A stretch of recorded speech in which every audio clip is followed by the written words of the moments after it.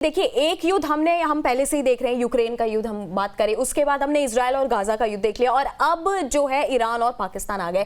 तो इन दोनों का जो तनाव है, इन दोनों के तनाव से क्या आपको लगता है यूक्रेन युद्ध और गाजा युद्ध पे क्या असर होने वाला है?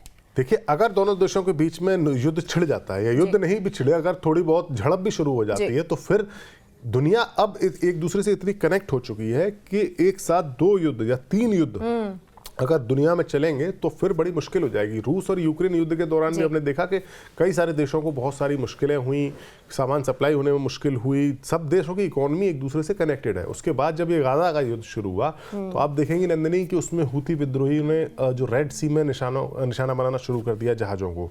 वो बहुत महत्वपूर्ण व्यापारिक मार्ग है जहाँ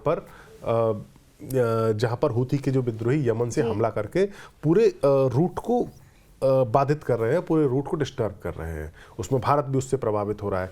तो ऐसे में अगर एक और युद्ध शुरू हो जाता है ईरान और पाकिस्तान के बीच में, तो जो अरेबियन सी है या जो अदन की खाड़ी है, जो फारस की खाड़ी है, वो इलाका बहुत महत्वपूर्ण है क्योंकि खाड़ी के देशों से ही एक्सपोर्ट होता है एनर्जी का, काफ़ी ज़्यादा कच्चे तेल का, गैस का बहुत ज़्यादा एक्सपोर्ट वहाँ से होता है। चाइना जिसे दुनिया की फैक्ट्री कहा जाता है, वहाँ बहुत ज़्यादा एनर्जी का एक्सपोर्ट खाड़ी के देशों से होता है। जापान के लिए वहाँ पर होता है। तो बड़ा मुश्किल हो जाएगा अगर तीसरा युद्ध भी यहाँ पर शुरू हो गया, तो फिर पूरी दुनिया में इकोनॉमी का डूबने से इकोनॉमी को बचाना बड़ा मुश्किल होगा।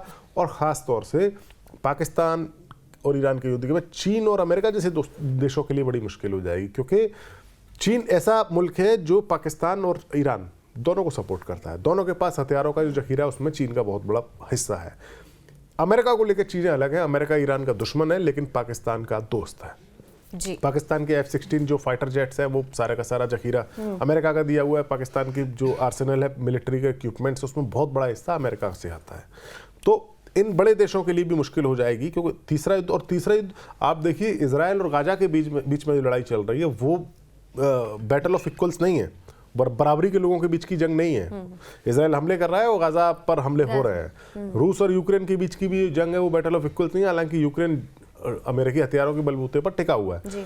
अगर ईरान और पाकिस्तान के बीच में युद्ध शुरू हो जाएगा तो फिर ये लगातार बराबर की टक्कर के 2 देश होंगे और ऐसे में पूरी दुनिया के बड़े देशों के ऊपर इसका बड़ा असर पड़ेगा। इकोनॉमी पर असर पड़ेगा, आवागमन पर असर पड़ेगा, इंटरनेशनल रिलेशंस पर असर पड़ेगा। तो मुझे लगता है कि अगर कुछ ऐसी तनाव की स्थिति होती भी है तो फिर बड़ी ताकतें उस तनाव को डिफ्यूज करने का काम करेंगे, खासतौर से चीन, क्योंकि चीन का प्रभाव दोनों देशों पर है।